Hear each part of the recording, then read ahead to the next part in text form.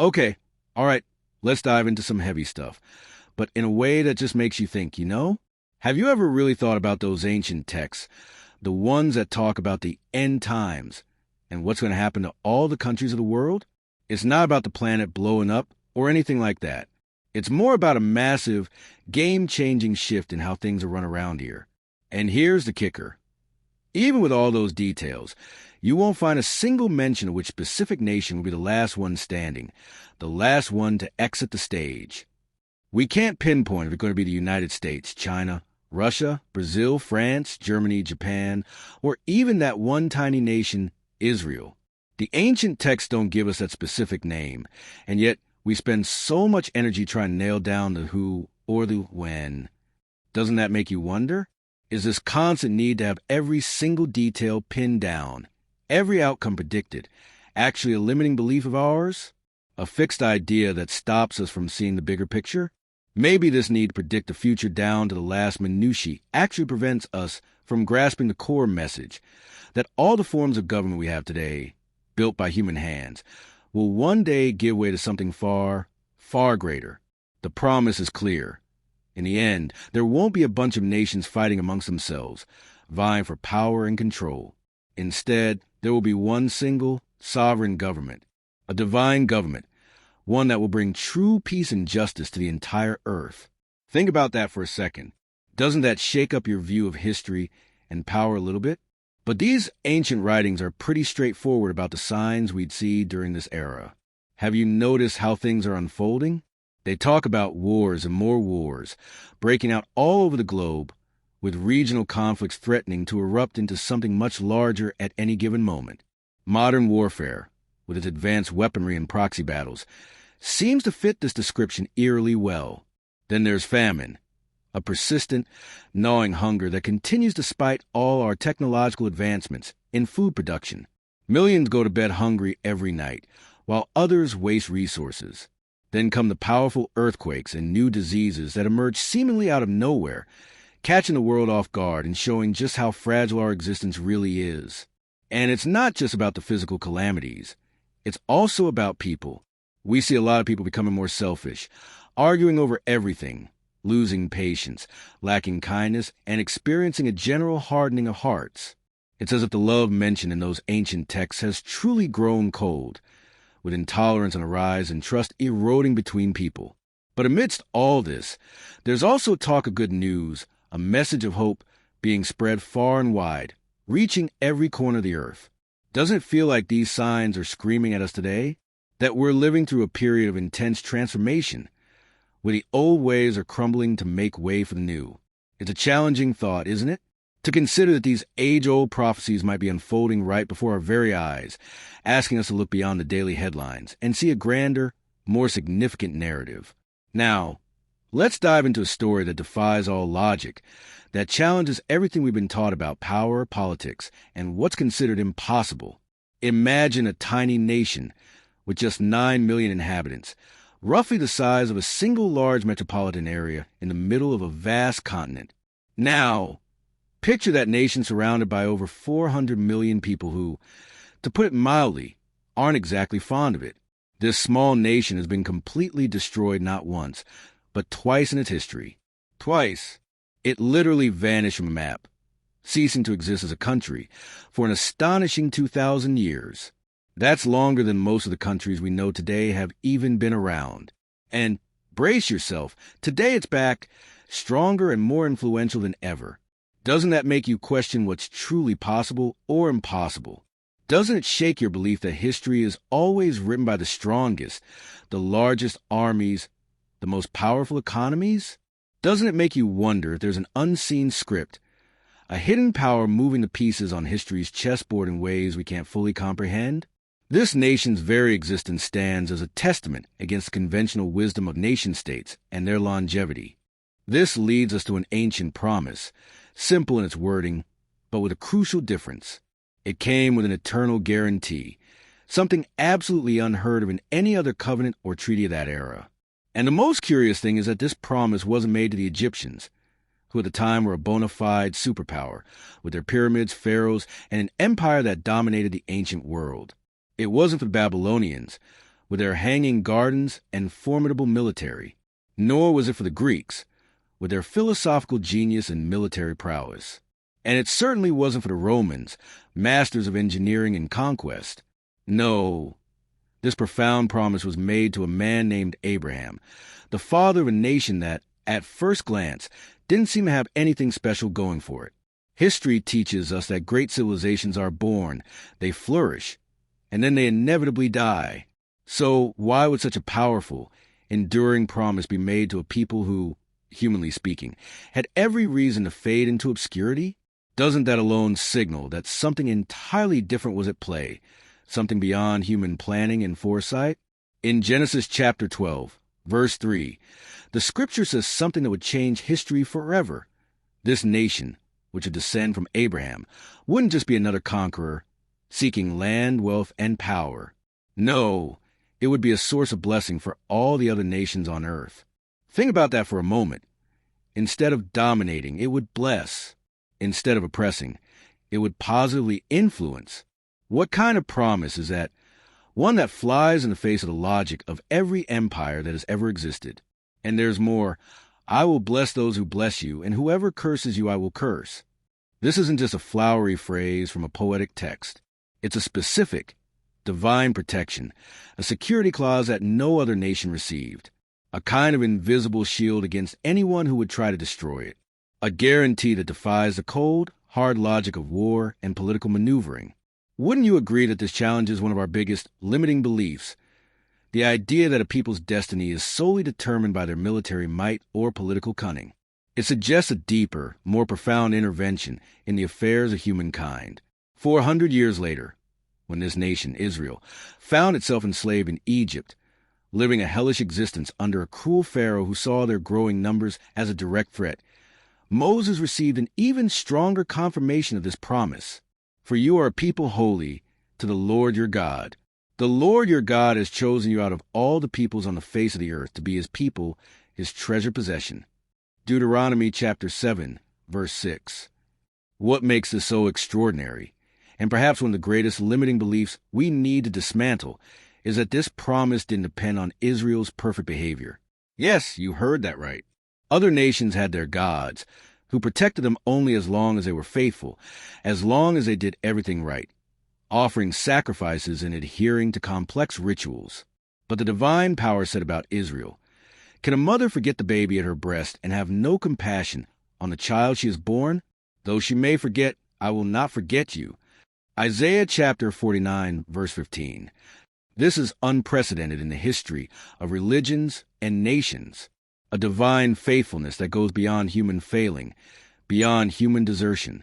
It introduces an element of unconditional commitment that reshapes our understanding of fate and destiny. It is because of this promise that Israel survived gigantic and powerful empires. It survived the Babylonians, who were the undisputed masters of warfare and engineering, with their formidable armies and their magnificent capital. It survived the Persians, who built an even larger empire, characterized by an astonishing administrative organization that awed their contemporaries. It survived the Greeks, with all the profound philosophy, their military genius, and their well-trained armies that conquered the known world in record time. And it survived the Romans, who were masters of administration, construction, and warfare, dominating the world for centuries. It wasn't because Israel was larger, stronger, smarter, or more numerous, but because it had something no other nation possessed. An eternal and unconditional covenant, a promise that, humanly speaking, made no sense whatsoever. Do we not limit ourselves by believing that only brute force, economic power, or political savvy determine the destiny of nations? Do we not forget that a greater force might be at work behind the scenes of history, shaping events in a way that transcends mere human comprehension? Today, if you look at the map, Israel occupies less than 0.01% of the world's territory. It's a tiny speck, a drop in the ocean, and yet we cannot ignore its existence. Its presence is a constant catalyst for global events, a perpetual focal point of international attention. But did this divine protection truly work throughout history? What happened to the empires that tried to destroy Israel gives us a disturbing clue about the ultimate fate of all nations. And perhaps this is where we need to shatter another limiting belief about the permanence of human governments. Because if empires that seemed eternal crumbled, what makes us think that today's will be any different? What truly anchors a nation in the flow of time? Let's rewind. Nebuchadnezzar, the king of Babylon, believed his empire would last forever. His vast domain stretched from Egypt to Iran, dominating everything far and wide. He commanded the most powerful army on earth, with war chariots that terrorized enemies miles away and advanced military tactics for his era. The capital, Babylon, was considered one of the wonders of the ancient world, with its famous walls so wide that 6 chariots could race side by side on top. An impregnable fortress, it seemed to defy time, invasions, and any opposing power. It was a symbol of unyielding strength and permanence. In 586 BCE, Nebuchadnezzar did something that seemed impossible to the people of Israel. He completely destroyed Jerusalem, setting fire to Solomon's temple, which was the very heart of Israelite faith and identity, the spiritual core of a people. He deported the entire population of Israel to Babylon, taking their sacred treasures, humiliating them, and scattering them. Now I've done it, he must have thought, in his conqueror's arrogance. I've put an end to this nation once and for all. They will never rise again. Their identity will be erased, their faith forgotten. The book of 2 Kings, chapter 25, verse 9 records a complete destruction. He set fire to the temple of the Lord, the royal palace, and all the houses of Jerusalem. Every important building he burned down. It looked like a definitive end of Israel, proof that the divine promise was flawed, that this small people stood no chance against the might of Babylon, against the brute force of the greatest empire of its time. Do we not have a tendency to believe that military power and wealth are the only factors determining who survives and who perishes in history? That the strongest always wins and the weakest disappears? But 70 years later, something extraordinary happened. A new Persian king, Cyrus, had a disturbing dream. According to the book of Ezra, chapter 1, the Lord moved the heart of Cyrus, king of Persia, to release the Jews. Cyrus was not Jewish. He did not worship the God of Israel, yet he felt an inexplicable compulsion to restore Jerusalem. Imagine that. A pagan king, moved by a force he didn't even understand, to rebuild what the greatest empire the era had destroyed. Who truly holds sway over the hearts of kings? Who can change the plans of the powerful? This act alone hints at a divine orchestration, does it not? Meanwhile, where was the mighty Babylonian Empire? That seemingly indestructible empire, with its magnificent walls and invincible army? It simply disintegrated in a single night. Daniel chapter 5, verse 30 records that Belshazzar, the last king of Babylon, was killed on the very night he saw the mysterious writing on the wall. Mean tekel parsin, weighed in the balances and found wanting. The ironic part is that Nebuchadnezzar had unknowingly prophesied his own downfall. In Daniel chapter 2, verses 37 and 38, he admitted that his kingdom was only temporary. You, your majesty, are the King of kings. The God of heaven has given you dominion, power, might, and glory. Well, if God gave it, God could also take it away. This is a powerful lesson about the transience of all human power. If the most powerful empire of its time was merely temporary, what does that say about those of today? Does this not challenge our ingrained belief in the permanence of great nations? Archaeology confirms Babylon's abrupt disappearance. Excavations show that the city was gradually abandoned after the Persian conquest.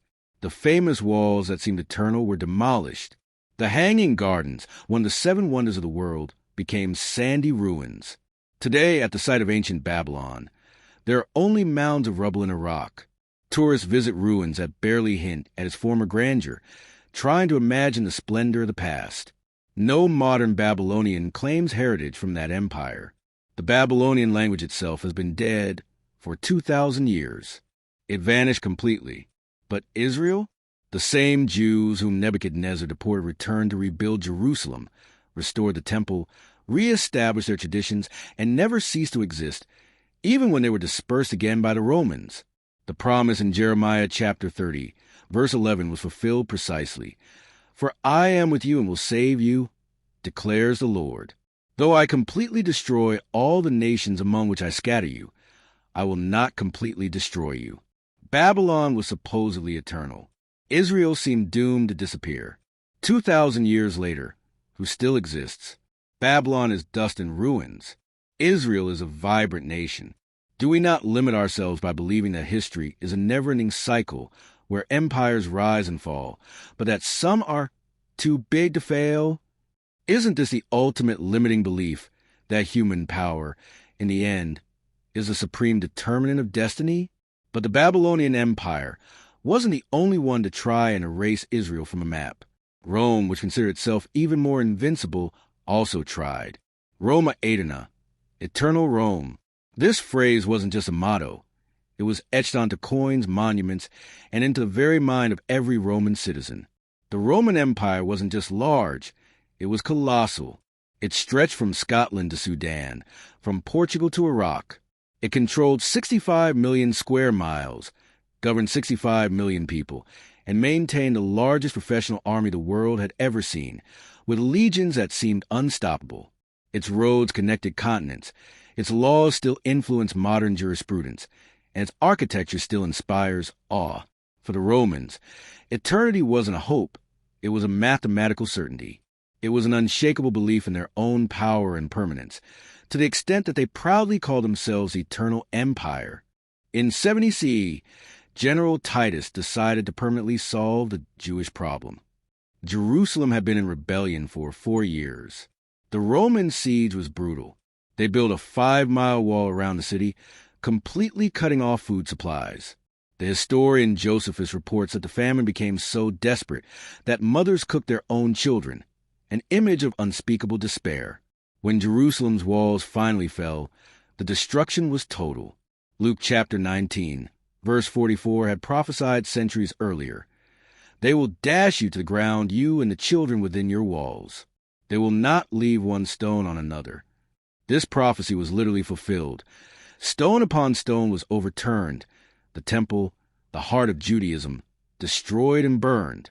The Romans burned the temple, killed over 1 million Jews, and sold the survivors into slavery, scattering them to the 4 corners of the empire. Titus erected the Arch of Triumph in Rome, displaying the temple treasures as war trophies, a public humiliation.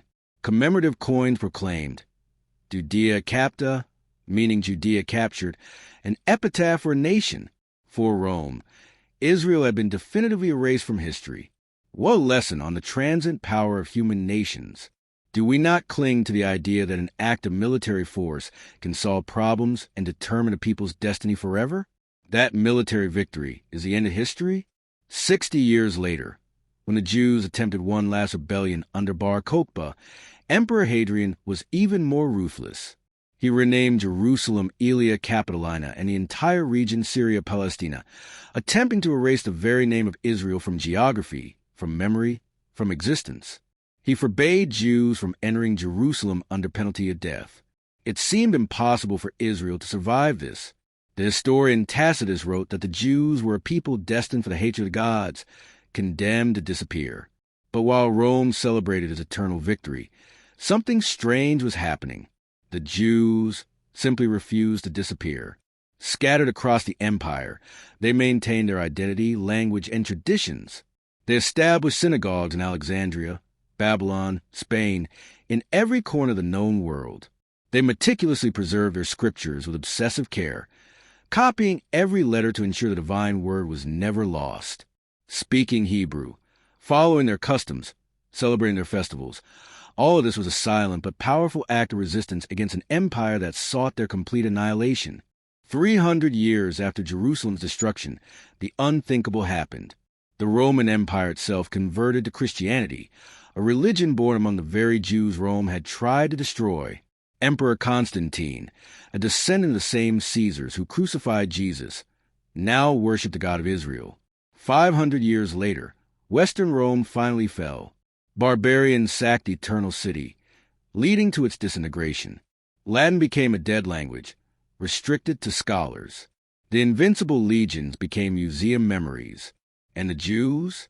They continue to pray, next year in Jerusalem, in synagogues scattered across the world, keeping alive a hope that seemed impossible, a flame no one could extinguish. Today you can visit the ruins of the Colosseum, where Christians were once devoured by lions. But you cannot converse with an authentic Roman. They no longer exist. Their language, their culture, their empire, everything disintegrated. Meanwhile, in Tel Aviv, young Jews speak Hebrew in the streets of the very land Rome swore would never again be theirs. Does this not make you question the ephemerality of human empires and the resilience of a people with a divine promise? Doesn't it make you wonder if there's a force greater than any army, any political agenda, any empire that humans can build? But how is this even possible?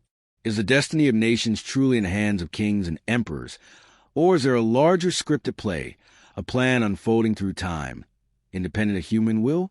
The ancient prophecies had already revealed exactly what would happen to the nations of the world. And what if I told you that one of these prophecies has been fulfilled so spectacularly that it defies all logic and all the history we know? On May 14th, 1948, David Ben-Gurion stood in a museum in Tel Aviv to read a 979-word document that defied all historical logic. The phrase, "the State of Israel is established," marked an event that had never before occurred in human history. A nation dead for 2 millennia came back to life. Think about that for a moment. The Hittites disappeared 3,200 years ago. Where are the Phoenicians and the Sumerians?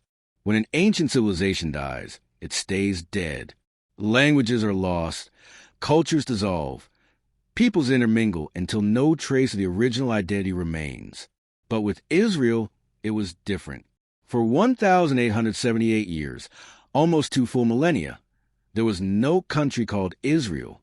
From 70 CE, when Rome destroyed Jerusalem, until 1948, Jews lived scattered across 70 different countries.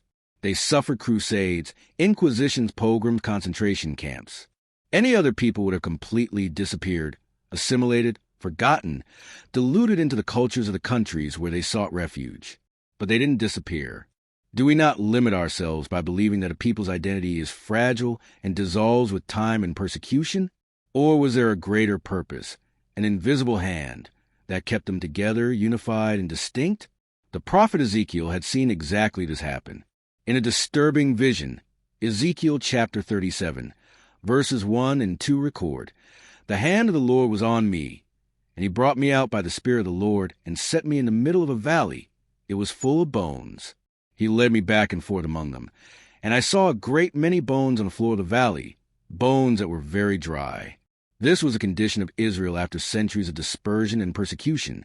Dry bones, lifeless, without hope, a people who, humanly speaking, had no way to rise again. Ezekiel asked the divine power, "Son of man, can these bones live?" The human response would be obvious. Impossible. Dry bones do not resurrect. They do not come back to life. They do not form a nation. But the divine power commanded Ezekiel to prophesy. "Dry bones, hear the word of the Lord." And then something cinematic happened. I looked, and there were tendons on them and flesh appeared and skin covered them, but there was no breath in them. Ezekiel chapter 37, verse 7. During the 19th century, something inexplicable began to occur. Jews from completely different countries, Russia, Morocco, Yemen, Poland, began to feel a strange compulsion to return to the promised land. They didn't know each other. There was no central coordination, but they all wanted the same thing, to return to Zion.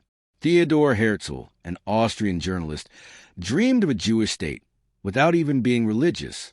"If you will it, it is no dream," he said. But he was literally fulfilling Ezekiel chapter 37, verse 8. "And the bones came together, and flesh grew on them, and they were covered with skin." This manifested in events such as the Balfour Declaration in 1917, which recognized Jewish rights to Palestine, the UN's Partition Plan approval in 1947, Israel's Declaration of Independence in 1948, and the recaptured Jerusalem in 1967. Exactly as Ezekiel had seen, dry bones gaining flesh, muscles, skin. Isn't this one of the most incredible stories of resurrection you've ever heard? A clear indication that a divine hand was orchestrating events? But something crucial was still missing. Ezekiel chapter 37, verse 8 ends with disturbing observation. "But there was no breath in them." The body was formed, but it still lacked complete life. Then comes the final part of the prophecy. "Then he said to me, prophesy to the breath, prophesy, son of man, and say to it, this is what the sovereign Lord says. Come, breath from the four winds, and breathe into these slain, that they may live. Ezekiel chapter 37, verse 9. Since 1948, something supernatural has been happening with Israel. A country with 0.1% of the world's population produces 12% of global technology patents. It has more companies listed on NASDAQ, the American Technology Stock Exchange, than any country except the U.S., making a hub of innovation. It has turned deserts into gardens, developing agricultural techniques that seemed impossible. It developed mass desalination, turning salt water into potable water, created the drip irrigation system, revolutionizing global agriculture and demonstrating how ingenuity can overcome scarcity. Israel today has the most efficient per capita army in the world, the highest concentration of startups, and the highest life expectancy in the Middle East. A nation that should have disappeared is at the forefront of medicine, agriculture, and technology. This is the spirit Ezekiel spoke of, this inexplicable vitality. It's not mere coincidence or luck.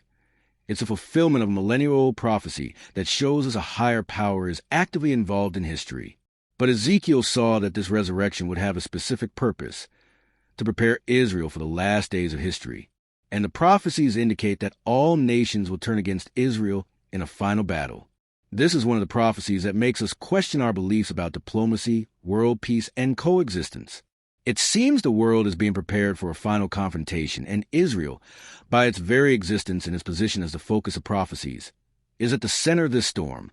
It suggests that despite all human efforts for peace, an unavoidable conflict is on the horizon, fulfilling a divine agenda. Zechariah chapter 12. Verse 3 contains a prophecy that seemed absurd when written. On that day, when all the nations of the earth are gathered against her, I will make Jerusalem an immovable rock for all the nations. All who try to move it will injure themselves. How could a city of 900,000 inhabitants become such a heavy burden for all the nations of the earth? In 520 BCE, when Zechariah wrote this, Jerusalem was in ruins, abandoned, and politically irrelevant. Who would care about such a destroyed city? Today, this prophecy makes perfect sense. Jerusalem is the most disputed city on the planet, a geopolitical time bomb. Jews consider it their eternal and holy capital. Muslims view it as their third holiest site, with its mosques and golden domes. Christians revere it as the setting for Jesus' crucifixion and resurrection, with sacred sites that attract millions. Every decision about Jerusalem resonates globally, causes diplomatic crises, threatens world peace, mobilizes armies, and makes headlines in every newspaper. The United Nations has passed more resolutions condemning Israel than all other countries combined. That's right, more resolutions against Israel than against North Korea, Iran, Syria, China, and Russia combined. A nation with 0.1% of the world's population receives more negative attention from the international community than any other, exactly as Zechariah predicted. A heavy stone that injures anyone who tries to carry it.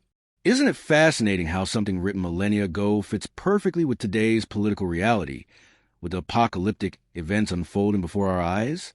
Zechariah chapter 14, verse 2 goes further. I will gather all the nations to Jerusalem to fight against it. All nations, not some, not the majority, all, a global coalition against Israel. This seemed impossible until recently. During the Cold War, the world was divided into antagonistic blocs that would never unite for a common purpose, except perhaps to avoid nuclear war. But observe what is happening now in recent global events. Countries that hate each other agree on one thing: opposition to Israel. Iran, Shiite, and Turkey, Sunni, are historical rivals with deep religious and political differences. Yet they unite against Israel. Orthodox Russia and Muslim Arab countries cooperate on anti-Israel issues, setting aside their own differences to focus on this common enemy. Communist China votes alongside Islamic dictatorships on UN resolutions against Israel. Doesn't this unlikely union of enemies against a single point make you question the logic of geopolitics? Doesn't it make you think that a larger plan is manifesting, uniting improbable powers for a final showdown? Ezekiel chapter 38, verses 2 to 6 specifically mentions an invasion coming from the land of Magog, the chief prince of Meshech and Tubal. Scholars identify Magog with the region between the Black Sea and the Caspian Sea, exactly where modern Russia is located. Ezekiel wrote this in 580 BCE, when Russia didn't even exist as a nation. Ezekiel chapter 38, verses 5 and 6 list the allies of this invasion: Persia, Cush, Ethiopia, and put Libya, going with all its troops, and Beth Togarmah. Persia is modern Iran. Cush and put Ethiopia and Libya retain their ancient names or general regions. Gomer and Beth Togarmah correspond to modern Turkey. Coincidence? Today, Russia, Iran, Turkey, Libya, and Sudan, ancient biblical Ethiopia, form exactly the anti-Israel coalition that Ezekiel predicted 2,600 years ago. Isn't that chilling? Doesn't it make you think that there's a grand design far beyond human strategies, unfolding right before our eyes, fulfilling apocalyptic prophecies in a literal way? But the most terrifying prophecy, the one that truly makes us pause and reflect on the scale of the apocalyptic events that may be coming, is in Zechariah chapter 14, verse 12. This is the plague with which the Lord will strike all the nations that fought against Jerusalem. Their flesh will rot while they are still standing, their eyes will rot in their sockets, and their tongues will rot in their mouths. When Zechariah wrote this, the worst weapon known was a sword or a spear, or perhaps a bow and arrow. How could he describe the effects of nuclear radiation with such precision? Flesh that decomposes instantly, eyes that melt, destruction that strikes enemies while they are still standing, with no time to fall. It's such a vivid and shocking description that it forces us to confront the reality of modern weapons and the possibility of a literal fulfillment of this prophecy, a catastrophe that could wipe out civilizations in the blink of an eye.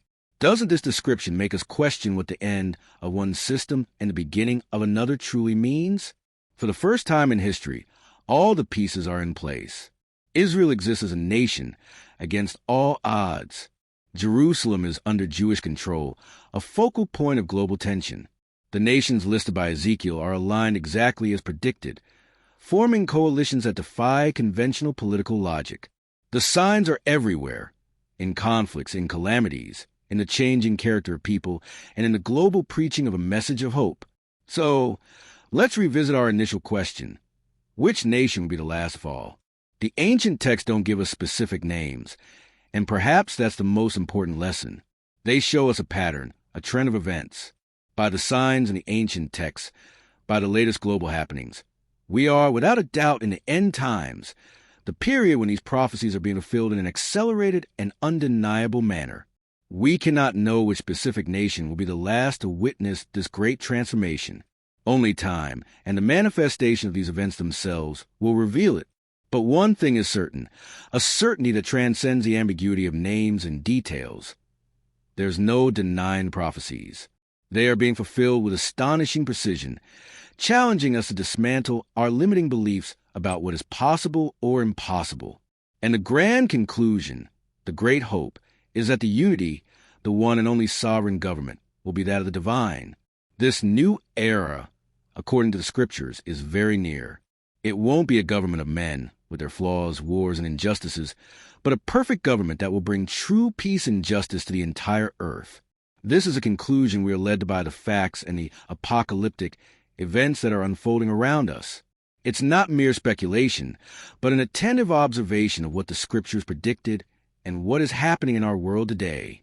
The end of nations as we know them is not a threat, but a promise of a new beginning, under the governance of the one who truly has the power to bring lasting peace.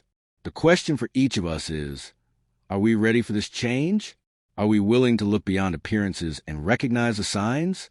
Are we limiting ourselves by thinking too small when the future of humanity is at stake? Hey!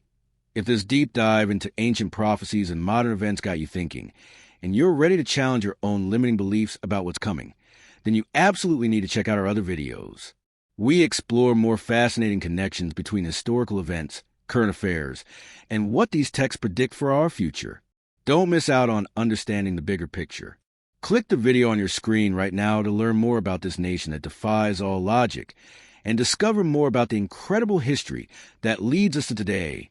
Hit that subscribe button and turn on notifications so you don't miss any of our upcoming insights into these truly apocalyptic times.